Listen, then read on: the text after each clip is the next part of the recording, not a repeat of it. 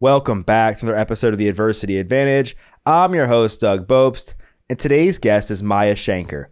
Maya is a cognitive scientist and the creator, executive producer, and host of the podcast A Slight Change of Plans, which Apple recently awarded as the best show of the year for 2021.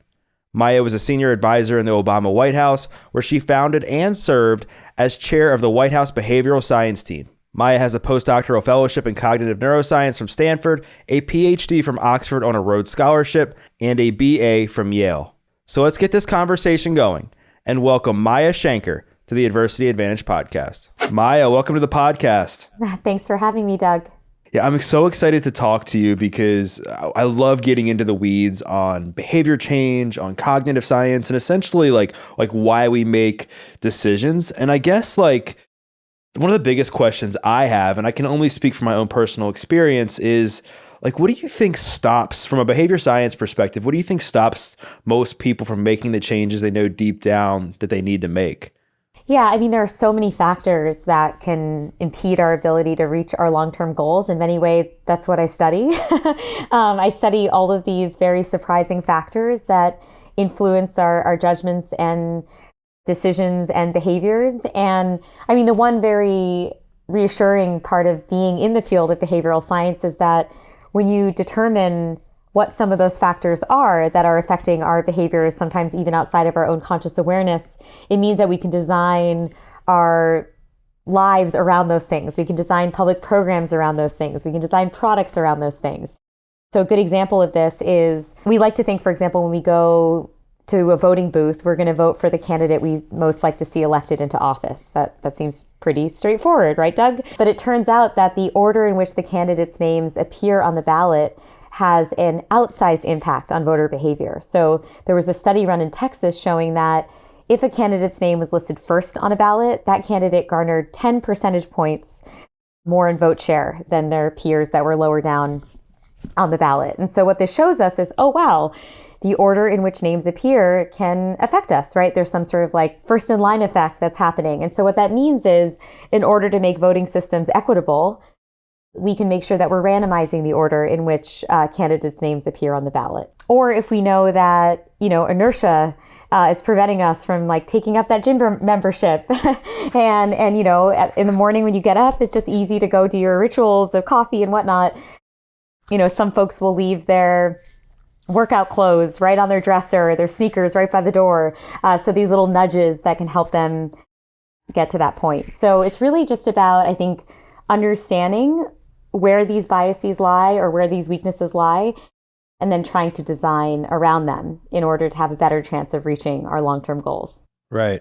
Yeah, it seems that it can be so complex, I think, to change a behavior, change a habit, change the way you do things, at least from my own personal experience. But like you just said, I think there can be some simple ways to implement certain parts or different things into people's lives to make that change a little bit easier. And I guess selfishly, the reason I bring that up is one of the questions I get asked the most is, when I was incarcerated, I was down and out. I was having suicidal thoughts. I was severely struggling with opiate addiction. I had no self-esteem.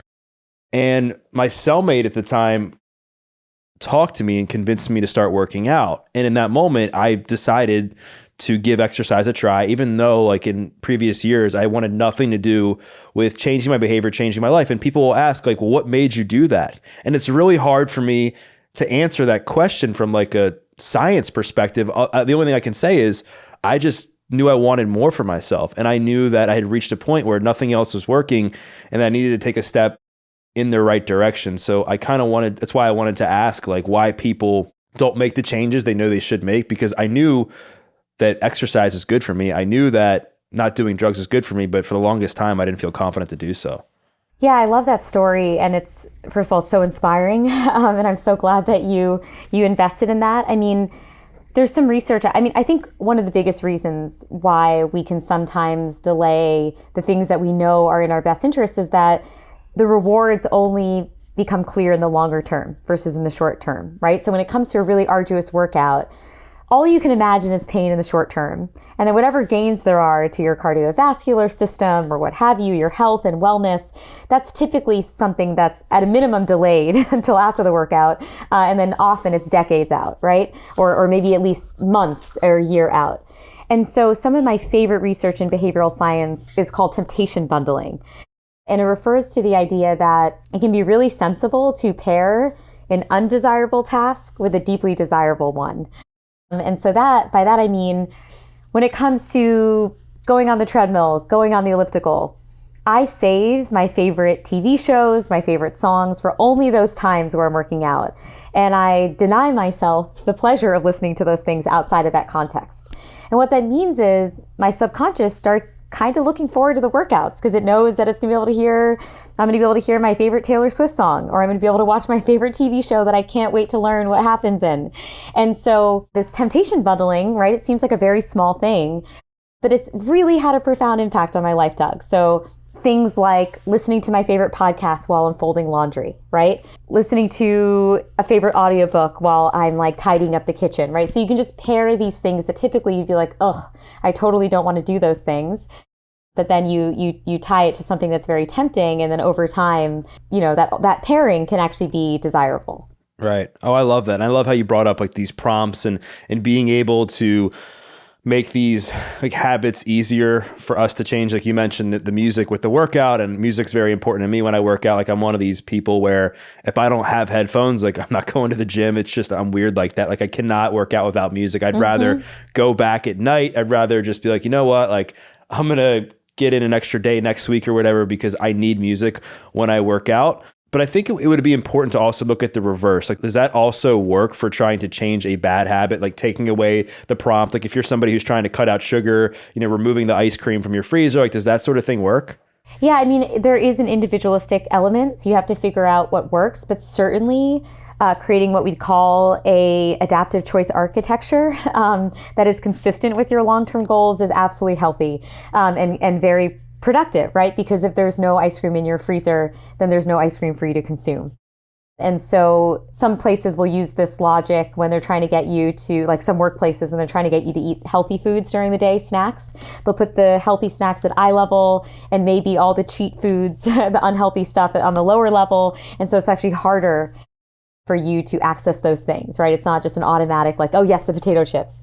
And so, yeah, you can absolutely try to restructure your environment to, and it's actually really interesting. On my podcast, The Slight Change of Plans, I talked to Angela Duckworth, who studies grit and determination. And part of what she talks about is what it means to exert self-control when it matters, to avoid the temptations in our lives. And she says, actually, that's not even the right way to frame the problem. It's less about exerting self-control and more about creating an environment in which self-control isn't necessary. And so to your point, Doug, right, if there's no ice cream in the freezer, you don't need to exert self-control, right? You're not actually having to work that hard because the thing isn't around. And so she was talking about she was offering up a whole list of ideas for ways that you can restructure your environment so that temptations aren't even present. And then it's just not as hard a battle to fight. Right.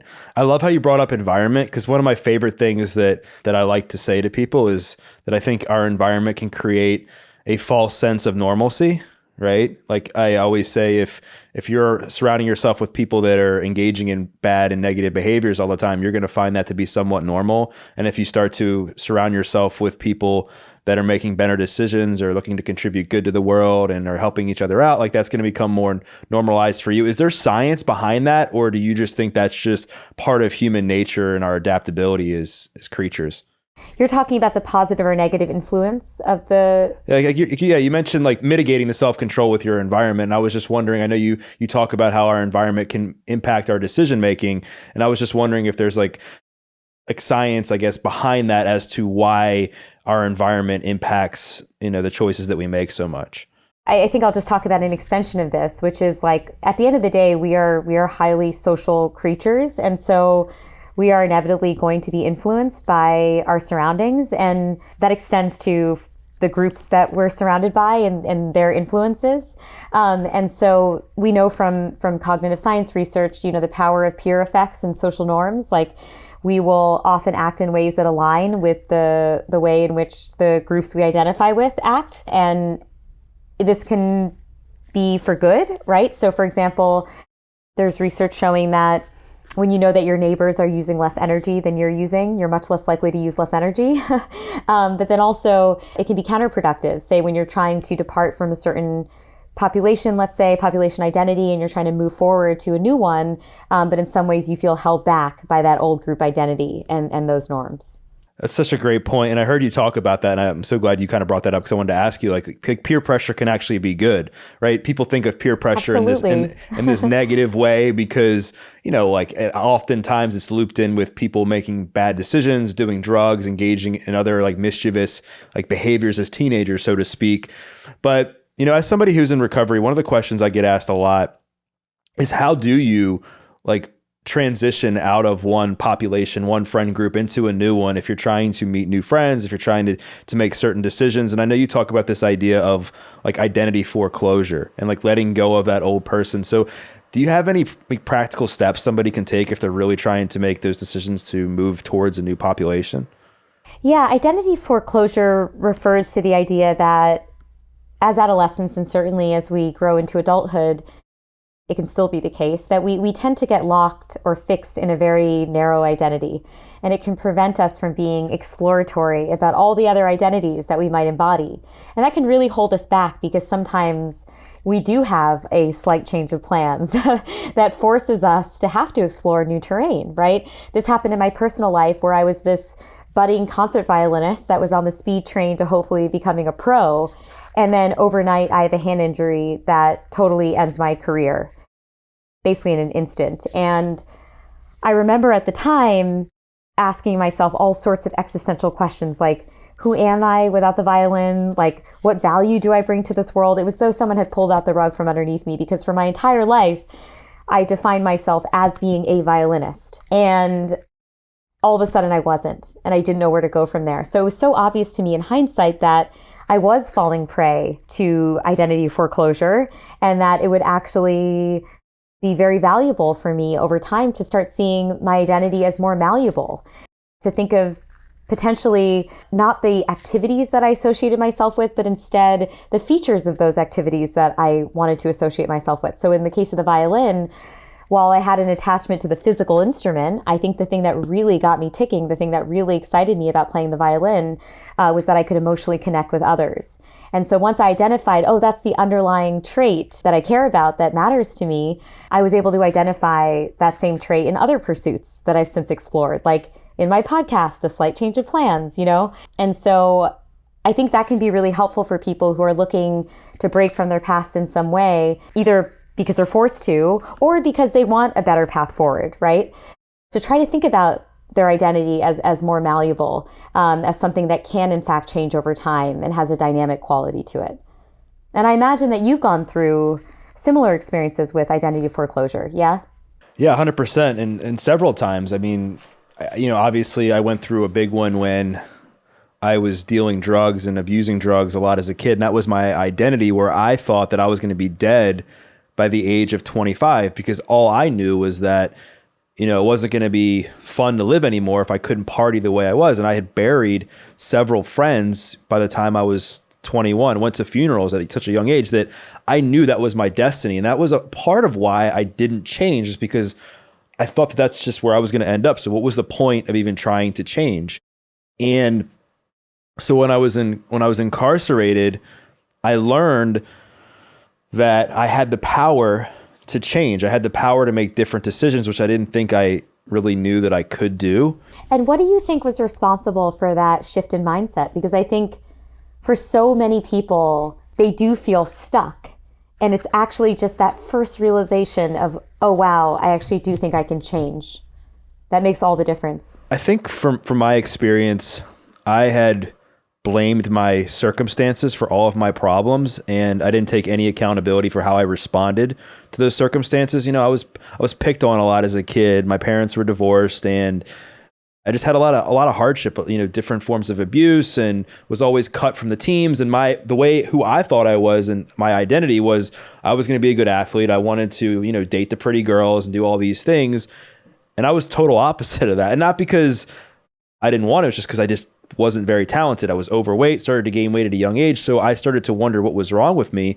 And I, made choices to reflect that, and, self-medicated with pot, Oxycontin, selling drugs, until it eventually landed me in jail.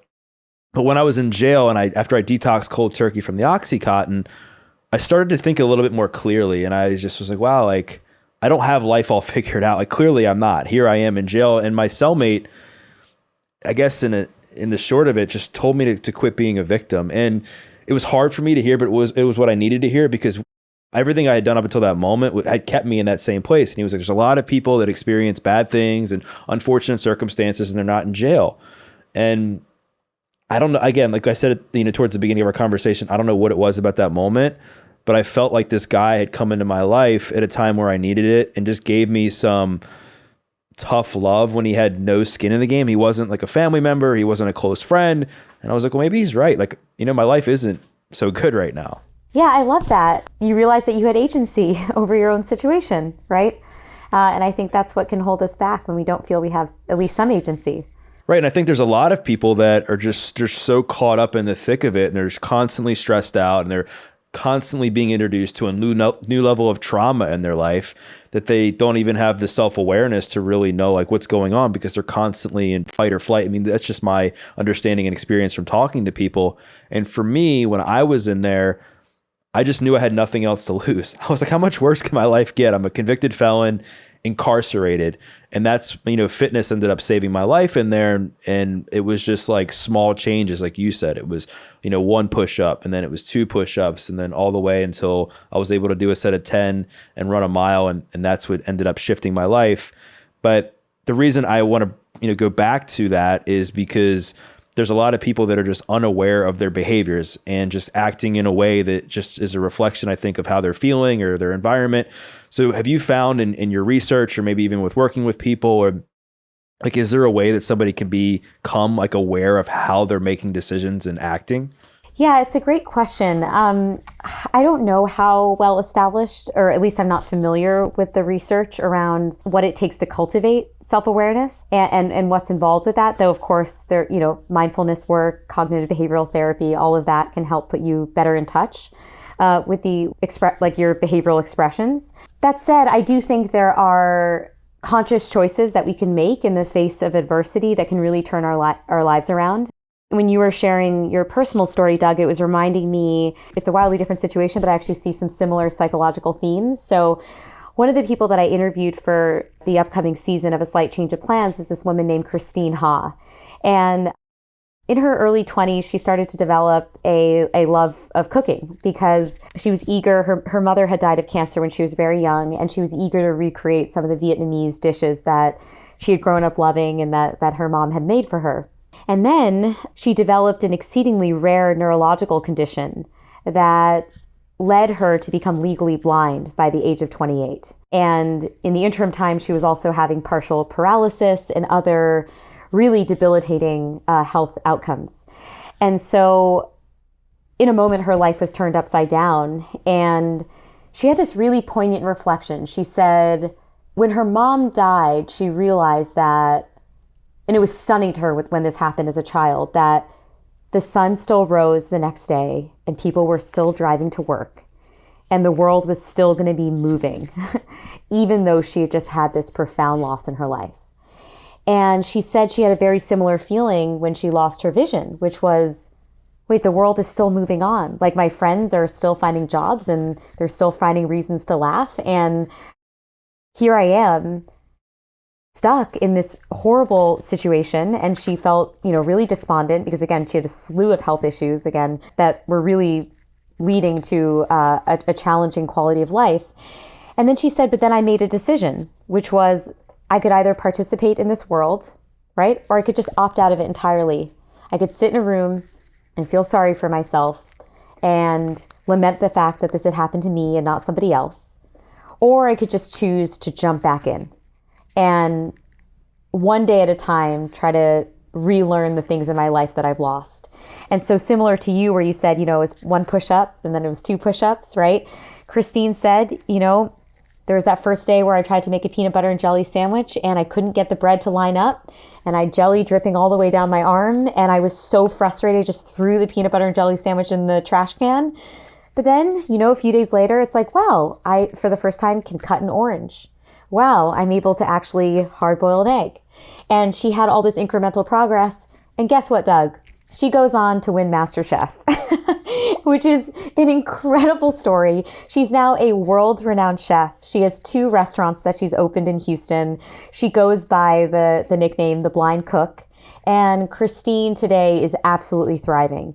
But I was so inspired by her story because it was a great example of being able to take a step back on your life, almost from a fly on the wall perspective. I was talking with a researcher named Ethan Cross. He's a professor at the University of Michigan about how, I know Ethan. Yeah, taking that like third person perspective can be really helpful when it comes to targeting the challenges that we face in our lives. But kind of being the fly on the wall and saying, okay, Christine, like this is your life, right? Whether you like it or not, this is your life.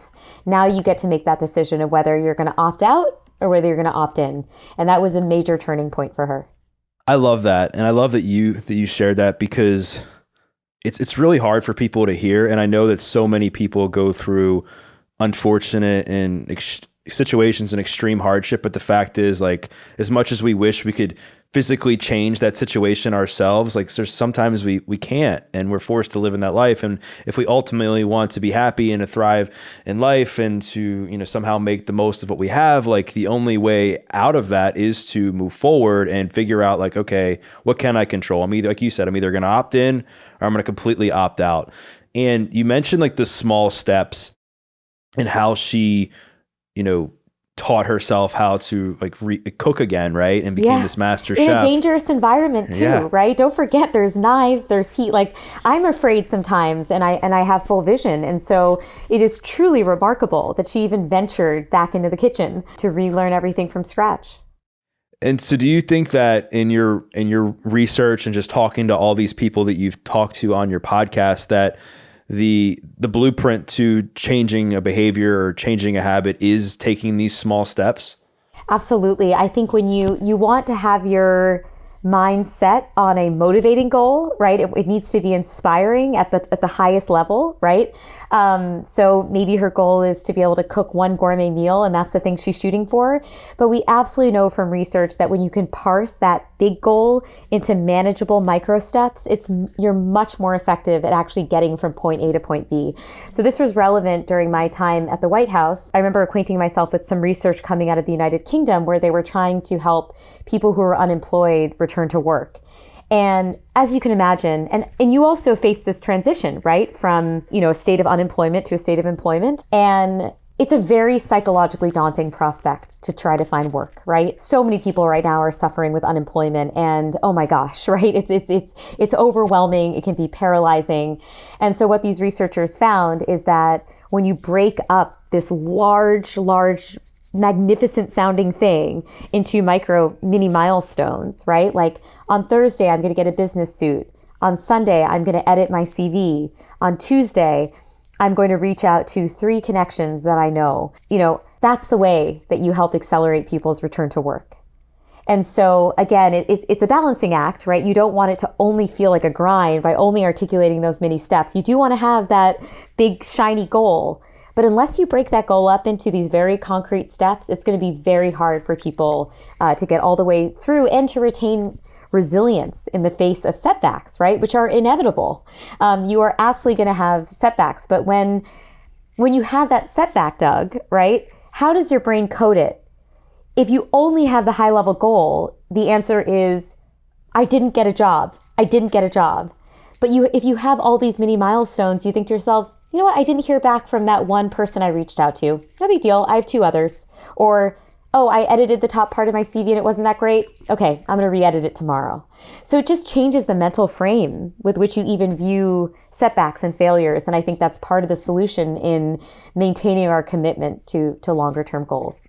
Absolutely. And you brought up like the importance of staying consistent and doing the things you should be doing on a daily basis to get there. And I think there's so much talk there has been about these big goals, 5-year goals, 10-year goals, lifetime goals. And I think they're important, like you said, but there's not one person that ever achieves those goals without doing the small things every single day. And like you were so spot on with, if you only focus on that big goal and you don't achieve it, well, that's all you had. But if you're consistently doing the things every single day and you know that you have like a small setback, like you know that if you continue to do those things every single day, it'll at least get you to where you're supposed to go. So I want to talk about you for a second. I know like one of the big stories you tell is how you, like you said, you were somebody who was, you were on the path to becoming this violinist, and then obviously you had your own slight change of plans, you get injured, and then you somehow, you work your way and hustle your way, if you will, into, running the behavior science team for the White House, and then now you have the podcast and everything else that you're doing.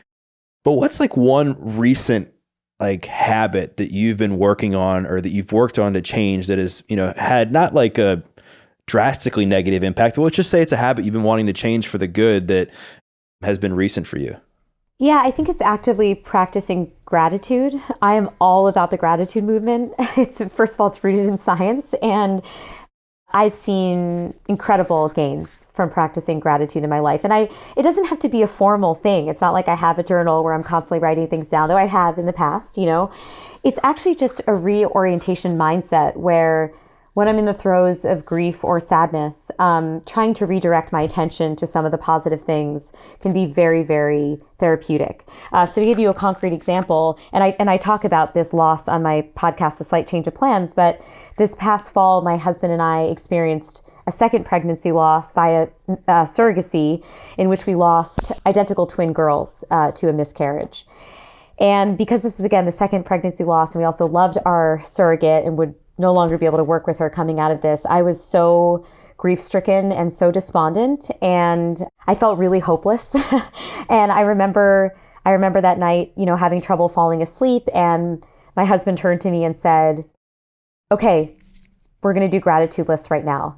And I was like, "Jimmy, get out of here. Like, that's the last thing I want to do, right? I feel like shit. I don't want to talk about what I'm grateful for. Okay, I'm only just upset right now."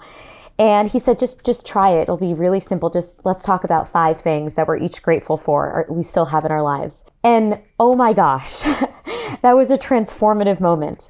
It's not like all of a sudden my sadness went away. That wasn't the purpose it served. What it did give me was perspective. I had been in a little bit of a narrow tunnel for some time because the surrogacy process is so intensive. And of course I was chasing motherhood, and you get all these emotions that come out in that experience. And I'd seen the ultrasound and the babies looked great. And so, there's so much tied up in this that I'd forgotten that there was a bigger world outside of my journey to motherhood.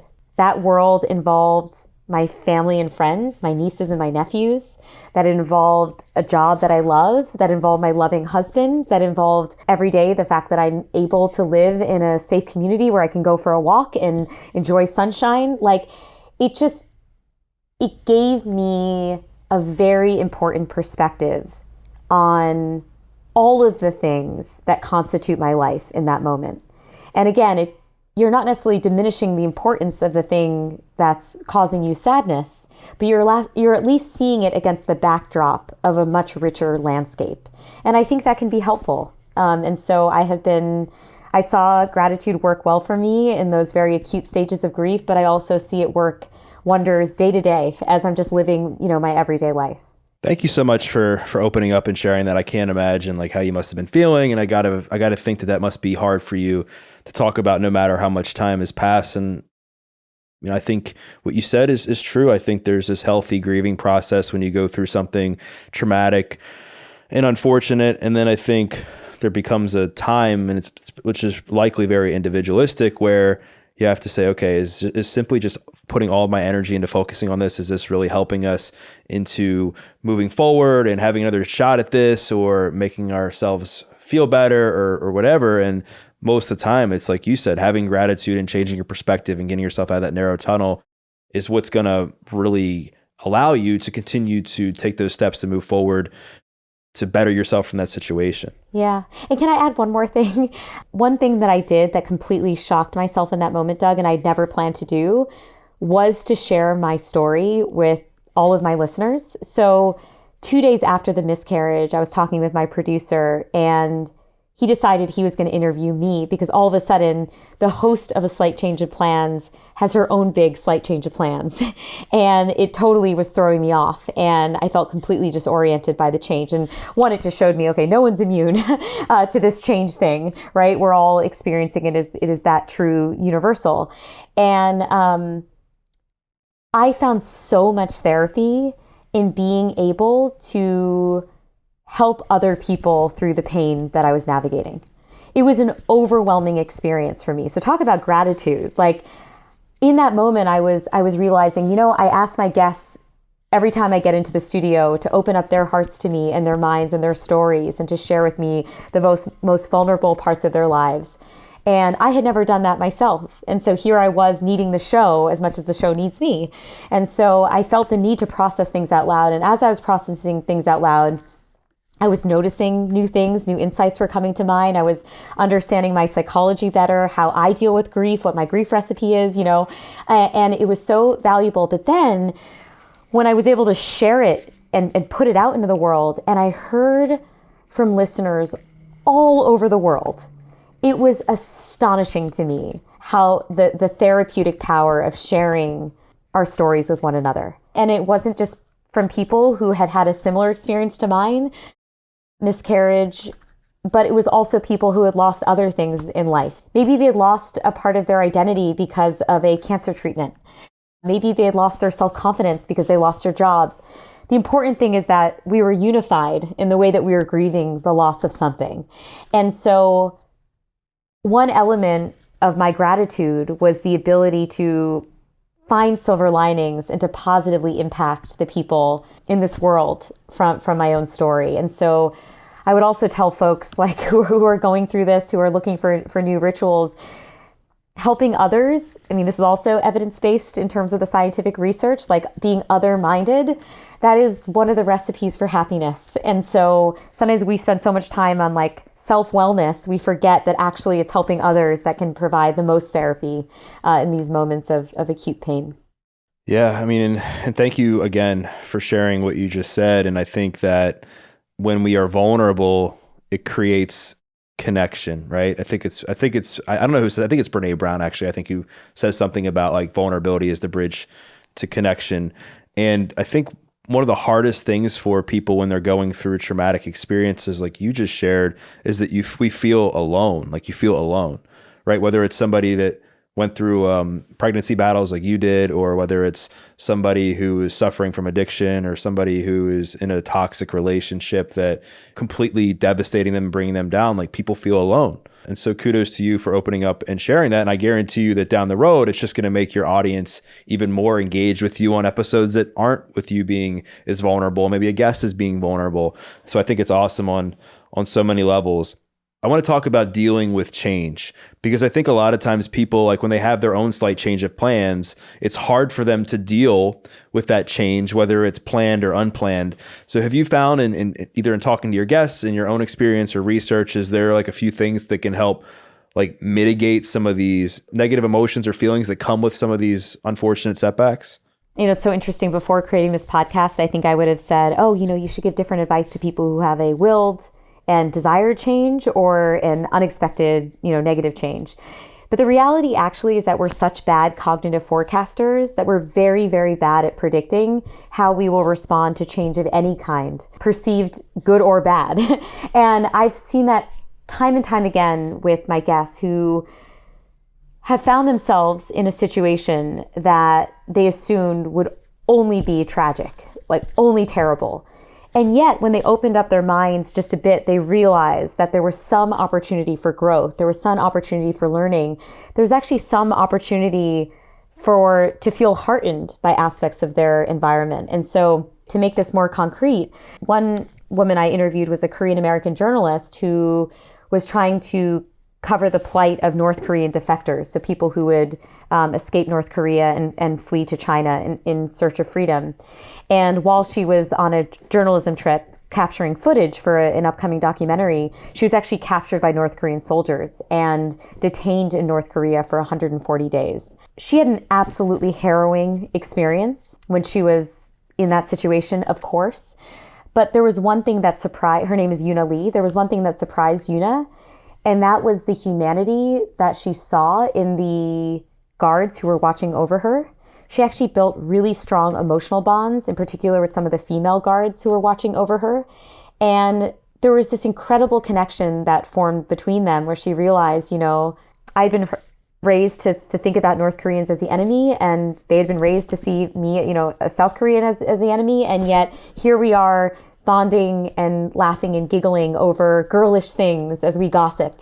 And she said, it completely transformed the way that she perceives the new, she's back in the US now, reunited with her family, but it completely has changed the way that she watches the news, that in her mind, North Koreans are also the North Koreans that she met in her personal life, who showed her acts of kindness when kindness was not expected or necessary, who cared about her and her family and actually wished that she would find a way home, And so what Yuna taught me is that in the throes of change, right, especially change that just on the face of it looks absolutely horrific, if we can keep an open mind, approach change with a profound amount of humility, and allow it to surprise us in some ways, it can actually be in our own best interest to do so. I had another guest that I talked to. His name is Scott.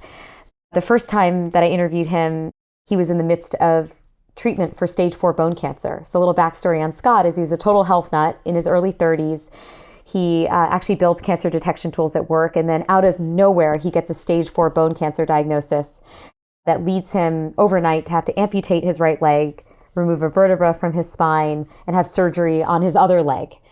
And, this is a guy who's like the paragon of health and fitness, okay? High intensity interval training, intermittent fasting. He's a vegan.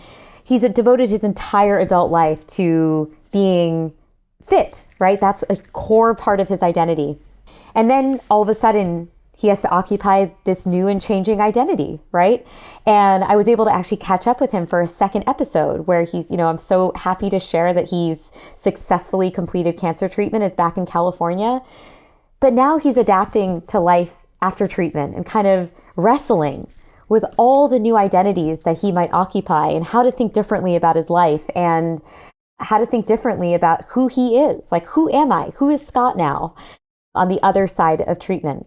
And so he's also felt in many ways like he's become a better person through all this. He was joking like, sometimes I feel like maybe I just needed a good ass kicking, that I needed this to happen to me so that I could become a better, more empathetic person. And that's not to say, again, that Scott's experience was not harrowing. I mean, he obviously, he shared that it was very, very, very challenging, but he has seen that there are aspects to his experience that he's actually very grateful for. That's amazing. You've interviewed some, again, super inspiring people on your podcast, and it's incredible, some of these stories that you've shared. I guess my last question I have, again, this is a selfish one because I get asked it a lot, but I want to ask the cognitive scientist, is like, how do you make the change that you know you need to make, but for some reason you just have no willpower to do it? Like in the example that the question I always get is like, how do you get the person who's suffering from addiction to get off the couch and ask for help when they just have no willpower or no confidence in their ability to move forward? Yeah, look, it's an amazing question. I don't feel licensed to answer because I'm not an addiction therapist, and I would never want to step over my knowledge set on a topic that's so important. But what I can say is, from an earlier theme that we discussed, that simply getting your foot in the door on a new path forward can be incredibly helpful and really facilitate progress. And in part, the reason for that is you're signaling to your mind that this new route you're taking matters to you and is important to you. So when let's say you're trying to get fit, right? You're like, I really want to start going to the gym. Buy the gym membership. Go one day to the gym. You've now told your brain that going to the gym is something that you value. And that can have really positive reinforcing effects. It can actually drive you to go back more and more because it's becoming a part of your identity. It's like, well, I don't want to question that I make I don't want to think I make crappy decisions. So the mere fact I went to the gym yesterday means that yesterday Maya thought this was a really good decision. And like, I don't want to undermine yesterday Maya, right? I want to believe that she made a really good decision for me.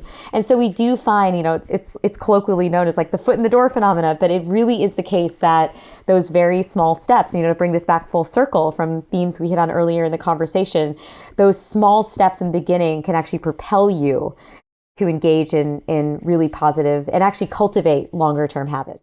Right. And I think the problem is so many people, they want to get their foot in the door and they want to run up 20 flights of steps, instead of just focusing on getting their foot in the door. And you're absolutely right. Because I think as soon as they make that small change and they realize how much better they feel a sense of accomplishment, they finally feel good. They did the thing they knew they should have done. And maybe they run into a friend or they make a new friend and now they are creating new experiences with whatever behavior or choice that they were scared to make. So Maya, I wanted to thank you again. I know your time is valuable and your time is limited, and I really appreciate you coming on. Absolutely, Doug. I'm grateful that you're sharing all these stories with your listeners, because I'm sure they have so much to benefit. So I appreciate you.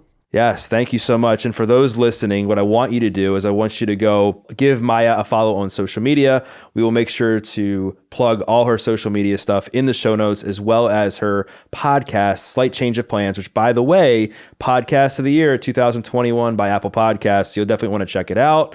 And what I'd also invite you to do is to share a takeaway. Whether it was something that Maya said about, maybe it was one of the people she interviewed, or it was something she said about changing a habit or behavior change, or something from her own personal story, whatever it was, tag Maya, tag myself, because we'd love to hear your feedback. And we once again thank you for listening to this episode of The Adversity Advantage. I'm your host, Doug Bopst, and we'll see you next time.